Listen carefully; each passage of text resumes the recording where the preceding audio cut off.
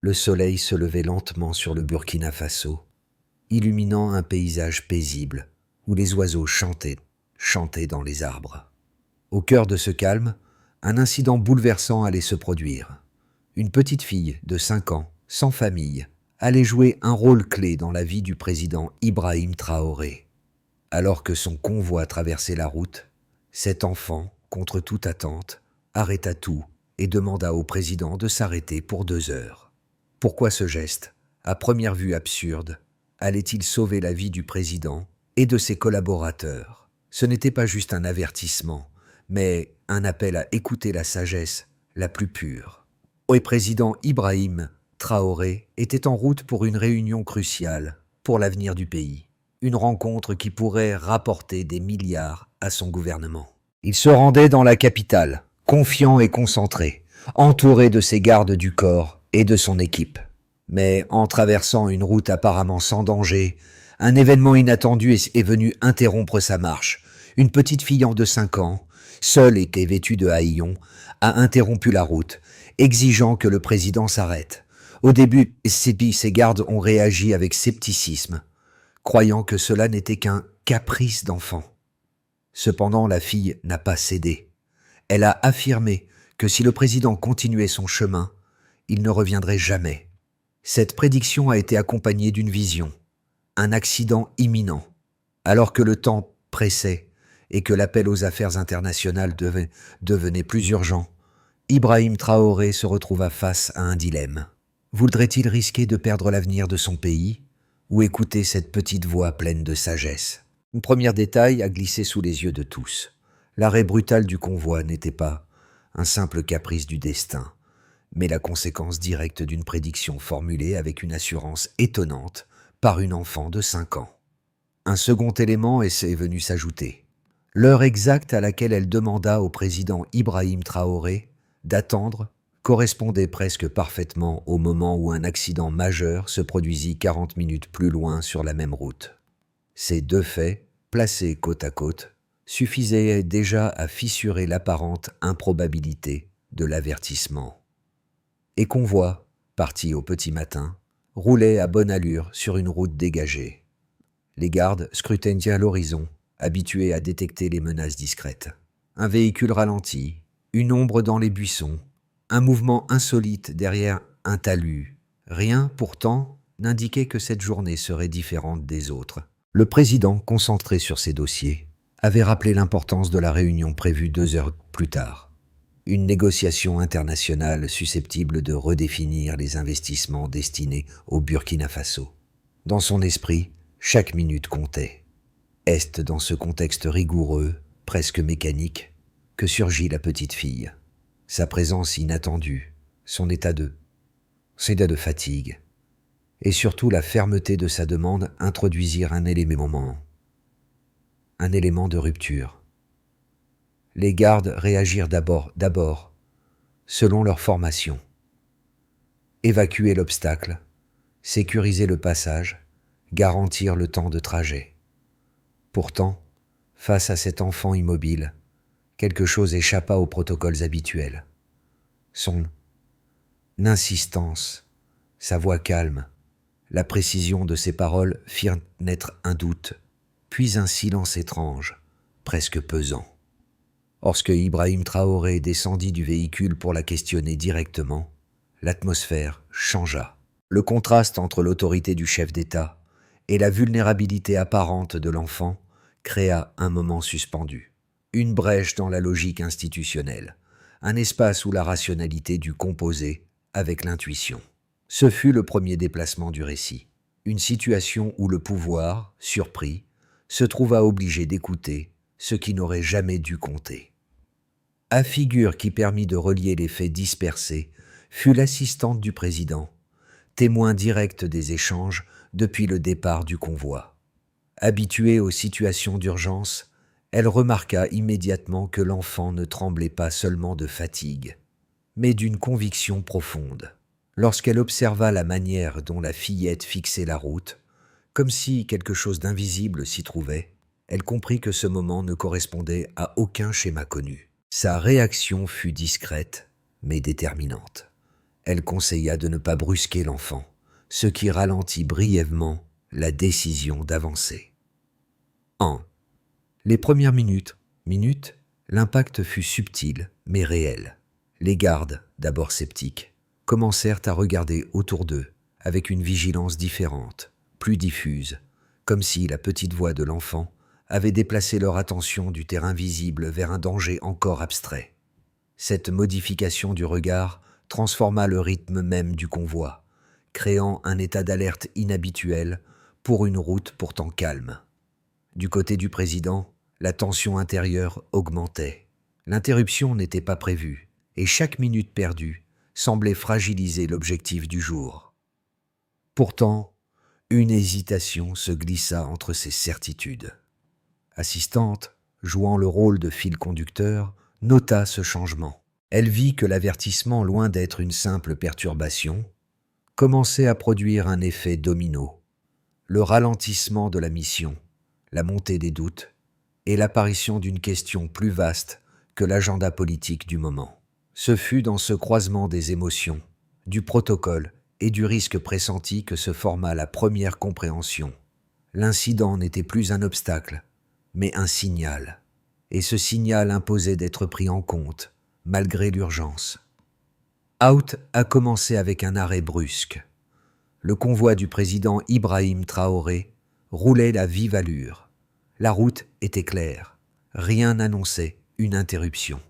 Puis, l'enfant est apparu, petite, vêtue de haillons, mais immobile au milieu de la chaussée. Les gardes ont crié. Le chauffeur a freiné. Le silence est tombé. C'était le point d'activation.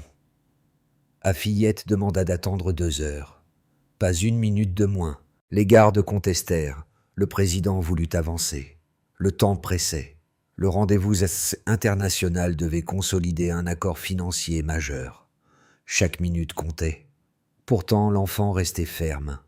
Sa voix calme contrastait avec l'urgence du moment. C'était la première fissure dans la logique du protocole. Le président Ibrahim Traoré voulut ignorer l'avertissement. Il fit un pas vers la voiture. Elle insista. Elle évoqua une vision. Un feu, des cris, des voitures piégées, un chaos impossible à ignorer. Les gardes hésitèrent. L'assistante observa. Quelque chose changeait dans l'air. Le doute s'installait, lentement, inévitablement.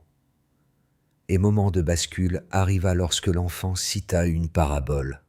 Simple, déroutante, chargée de sens. Elle parla du lion et de l'antilope. Le convoi se figea. Les soldats se regardèrent. Le président arrêta son geste. Sa respiration changea. Un frisson parcourut les rangs.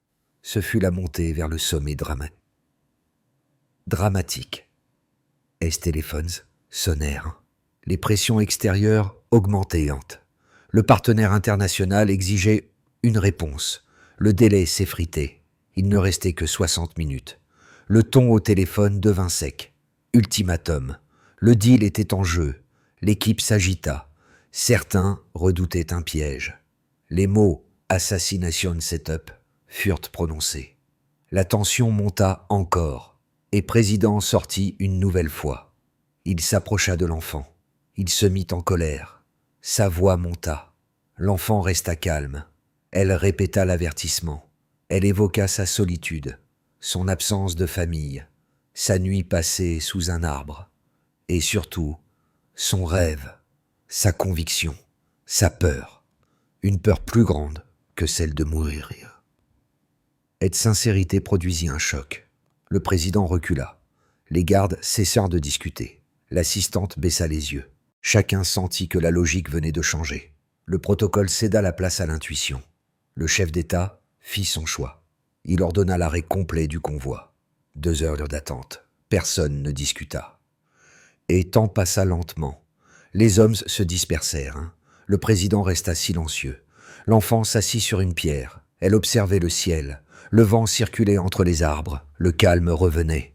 C'était la phase de plateau avant l'impact final quand Huile Appel arriva.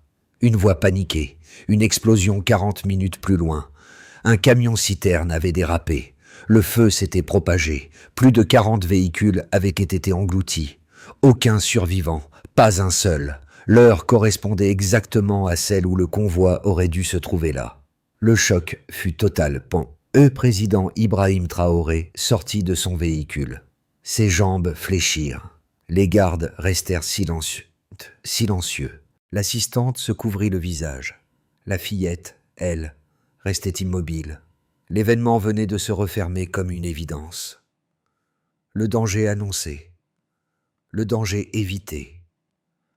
Et l'origine de ce basculement tenait dans la voix d'un enfant, était la fin de la secousse. La prise de conscience s'installait, forte, incontestable. Et moment où les faits chiffrés commencèrent à s'aligner, transforma radicalement la perception de l'incident. Le président Ibrahim Traoré, jusque-là partagé entre devoir politique et intuition naissante, dut reconnaître la concordance froide des événements. Le premier point solide concernait l'horaire précis de l'explosion. Le rapport d'urgence indiquait qu'elle s'était produite environ 40 minutes plus loin sur la route empruntée. Ce chiffre résumait une réalité glaçante. 40 minutes représentaient exactement la distance que le convoi aurait parcourue sans l'arrêt imposé. Cette correspondance rendait l'avertissement impossible à écarter. Et deuxième élément chiffré, encore plus frappant, fut le bilan humain. L'équipe d'intervention annonça que plus de 40 véhicules avaient été détruits par le feu. Ce nombre illustrant une propagation d'une violence extrême.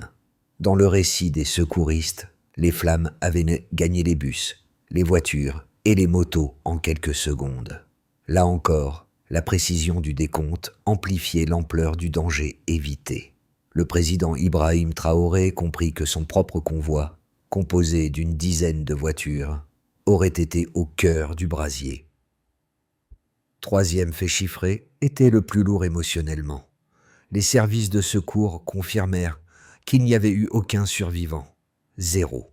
Ce chiffre, brut et sans nuance, fit l'effet d'une pierre froide dans la conscience collective du convoi. 0 survivant signifiait que personne n'avait eu le temps de s'échapper. Le feu avait été total, immédiat, sans marge de manœuvre. Ce 0, en apparence simple, condensait une vérité implacable. La survie du président dépendait uniquement de l'arrêt provoqué par la fillette. Une phrase résumait ce fait avec une clarté sévère. 0 survivant signifie une certitude absolue de mort. À partir de ces 3 points, les gardes commencèrent à reconstruire mentalement la trajectoire qu'ils auraient suivie. Chaque estimation menait au même résultat. Chaque calcul confirmait que le convoi aurait atteint la zone au moment exact de l'explosion. La décision d'attendre 2 heures, d'abord perçue comme une perte de temps dangereuse pour un chef d'État, se révélait être la seule barrière entre la vie et la catastrophe. Attention monta d'un cran lorsque l'assistante, d'une voix posée, rappela que l'enfant avait exigé précisément 2 heures. Pas 1 heure, pas 30 minutes. 2 heures complètes. Le groupe réalisa que l'explosion s'était produite environ 1 heure après l'heure initiale prévue du passage du président. Ce delta horaire, combiné aux 40 minutes de distance, dessinait une séquence logique difficile à ignorer. Le président Ibrahim Traoré resta longuement silencieux face à ces données. Il ne voyait plus seulement l'étrangeté de l'avertissement, mais la cohérence mathématique d'un danger réel. Lorsque les gardes superposèrent les cartes, les distances et les horaires, rien ne laissait place au hasard. Ils comprirent pourquoi l'enfant avait parlé avec cette insistance qui les avait déstabilisés. Les faits s'emboîtaient. Le temps, le lieu, l'explosion, le résultat humain, tout dessinait une même ligne, celle d'une tragédie évitée de justesse. Et ce chiffre, pourtant peu nombreux, suffisait à ancrer la conviction que la décision du président n'avait pas été une faiblesse, mais une réaction à une alerte incompréhensible. Certes, mais indéniablement juste. Le convoi se trouvait face à une vérité que personne n'aurait pu prévoir. mais que l'enfant avait perçue. Et cette vérité imposait désormais un nouveau regard sur l'événement, celui d'un destin suspendu par 3 données simples et par la voix d'une enfant. Deux lectures opposées s'imposèrent naturellement après l'incident. La première, portée par certains gardes, reposait sur l'idée que l'arrêt forcé du convoi constituait une prise de risque inutile. Selon eux, un chef d'État comme Ibrahim Traoré ne pouvait se permettre d'interrompre une mission stratégique en se fiant à une vision d'enfant. Ils soulignaient la possibilité d'une manipulation orchestrée par des adversaires politiques cherchant à provoquer un retard calculé, voire à isoler le convoi pour l'exposer à un risque ultérieur. Leur logique s'appuyait sur la prudence institutionnelle. Un président ne doit jamais céder à une alerte non vérifiable. À seconde lecture, partagée par d'autres membres du convoi, reposait sur la crédibilité émotionnelle de la scène.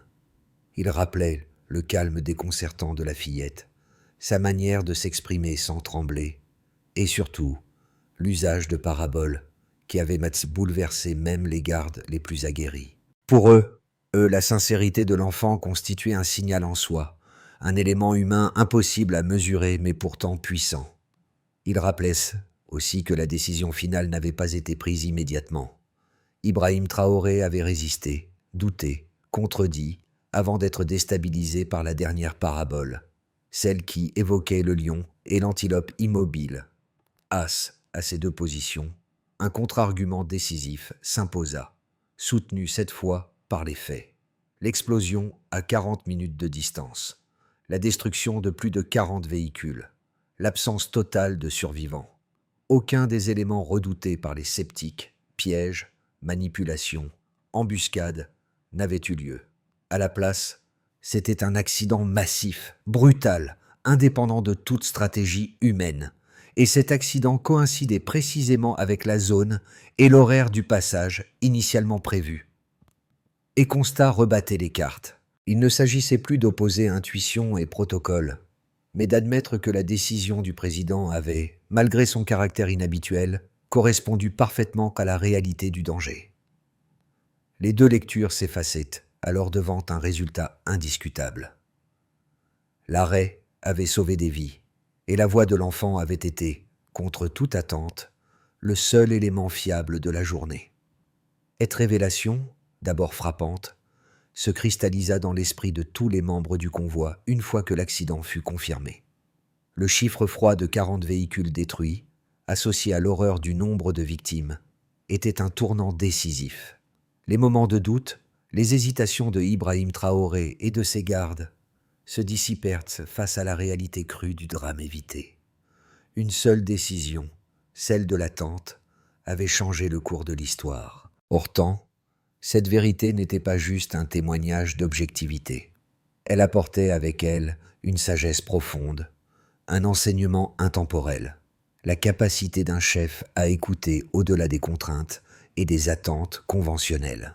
Cette petite fille, sans nom, sans statut, avait introduit une nouvelle forme de leadership dans la vie du président. Elle avait enseigné à Ibrahim Traoré une leçon que peu de dirigeants auraient pu imaginer recevoir un jour. Parfois, ce n'est pas la force de la position, mais la vulnérabilité de l'écoute qui fait la différence entre la vie et la mort. Les leaders nationaux ont vu l'événement comme un signe. Or, les leaders nationaux, l'événement a résonné comme une mise en lumière du rôle du peuple dans le destin national. Ils ont vu dans l'intervention de l'enfant un rappel brutal de la fragilité de la hiérarchie et des structures de pouvoir. Ce n'était pas un simple enfant qui avait interféré dans les affaires de l'État, mais une voix issue de la société civile, un avertissement de la base. Les autorités ont rapidement commencé à considérer l'incident non seulement comme une victoire pour le président, mais aussi comme un signal fort de l'importance de l'écoute des citoyens ordinaires.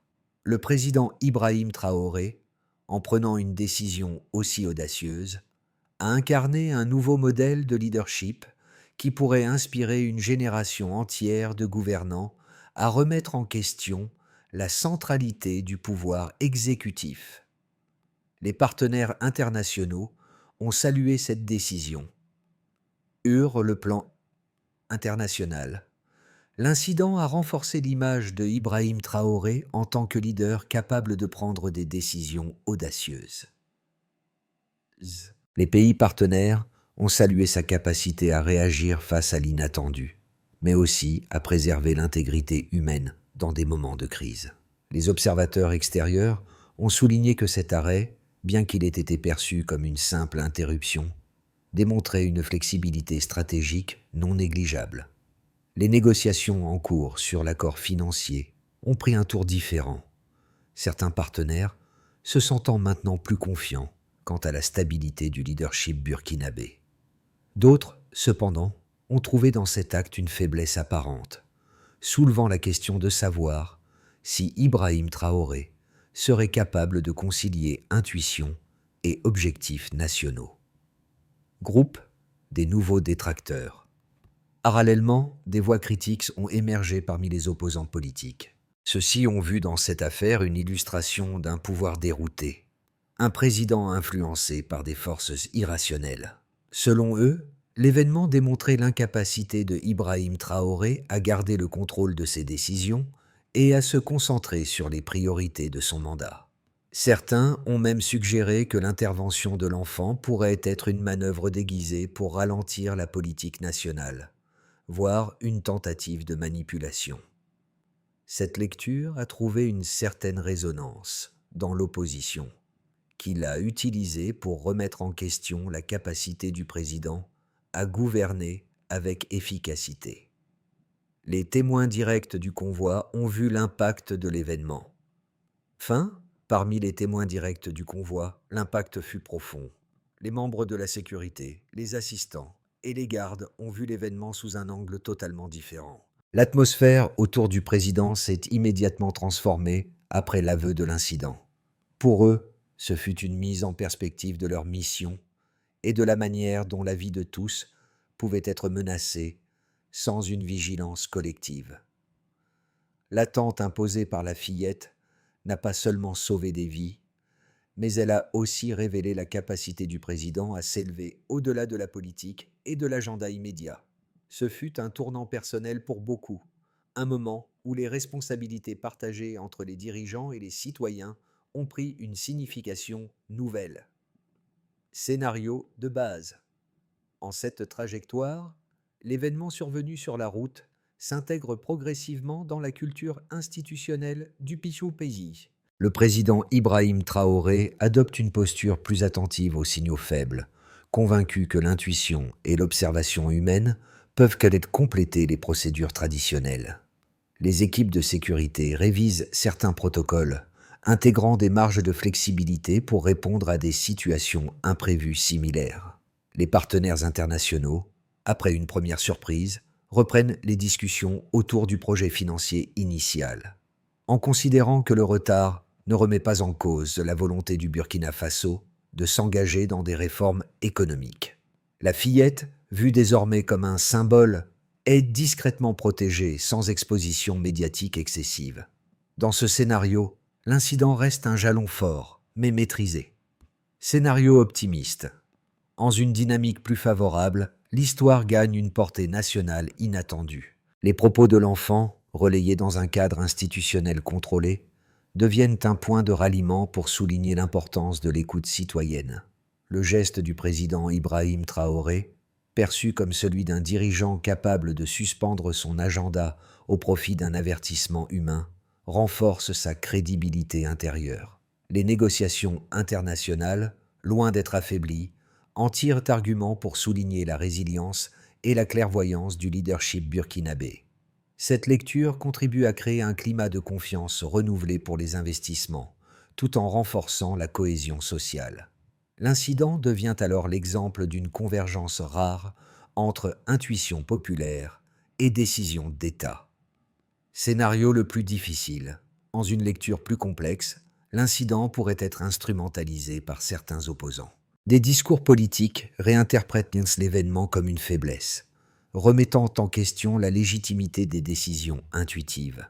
Les partenaires étrangers, sensibles à l'idée d'imprévisibilité, ralentissent les programmes d'investissement en attendant des garanties supplémentaires. À l'intérieur du pays, Certains cadres institutionnels jugent l'épisode embarrassant et redoutent que des précédents similaires poussent l'exécutif à accorder trop de place à des signaux non vérifiables.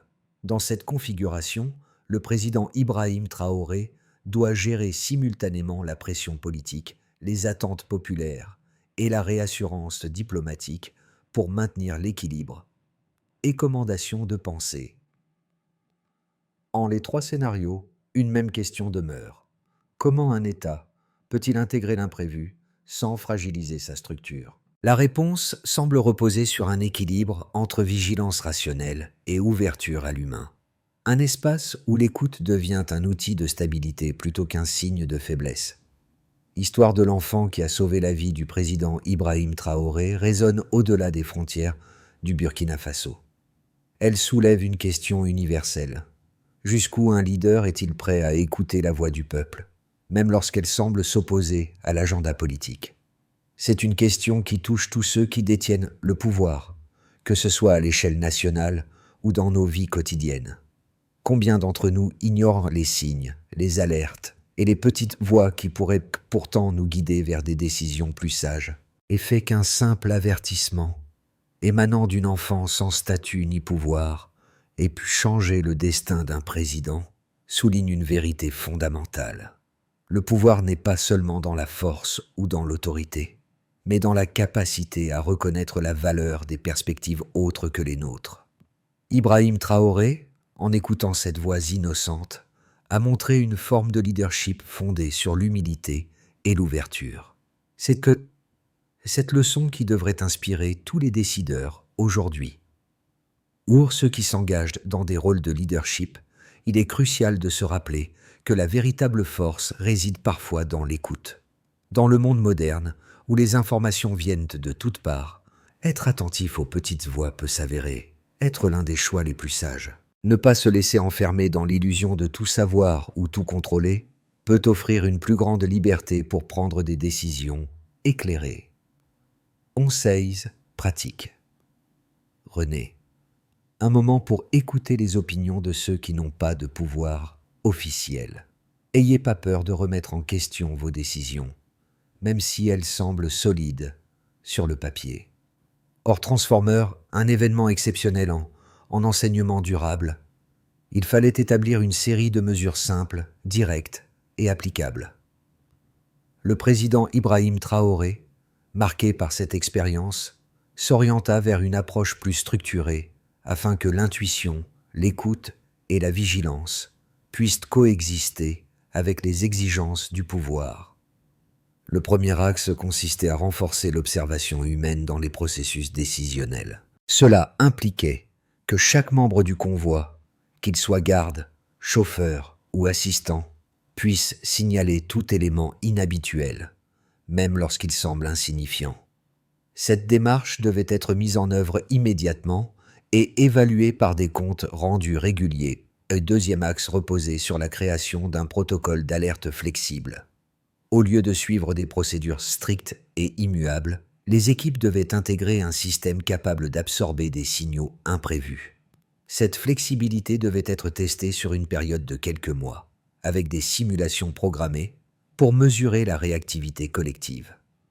Et troisième axe portait sur l'écoute active au sein même de l'institution.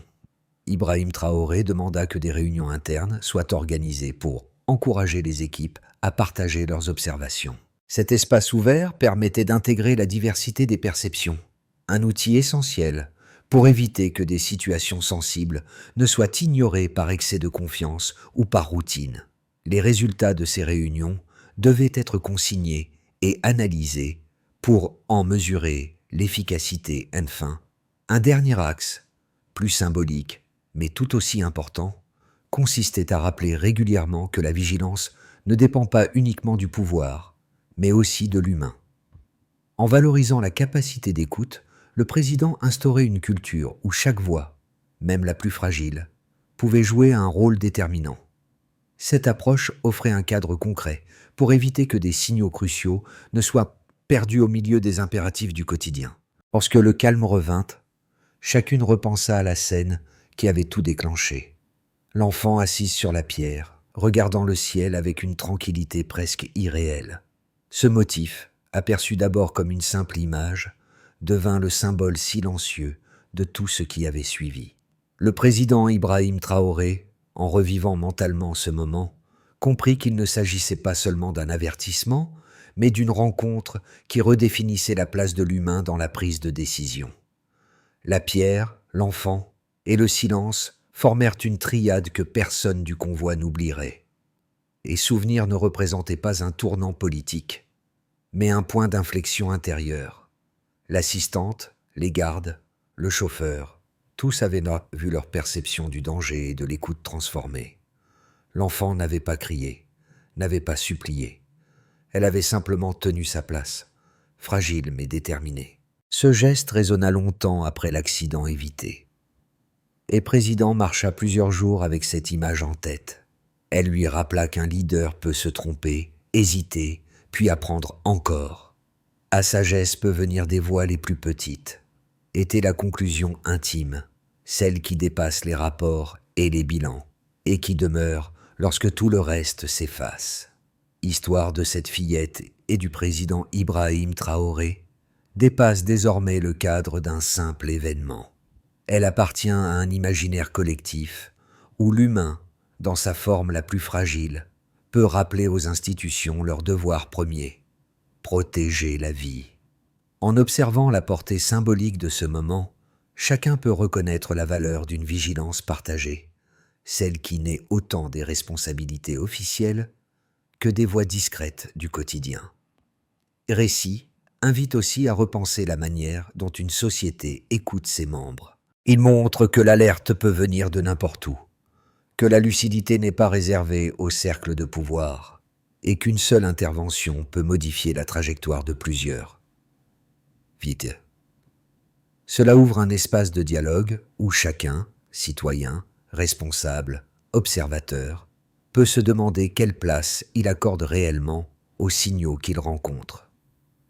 Cette histoire vous a touché. Prenez un moment pour la partager autour de vous, ou pour réfléchir au moment où une voix inattendue a changé votre propre chemin.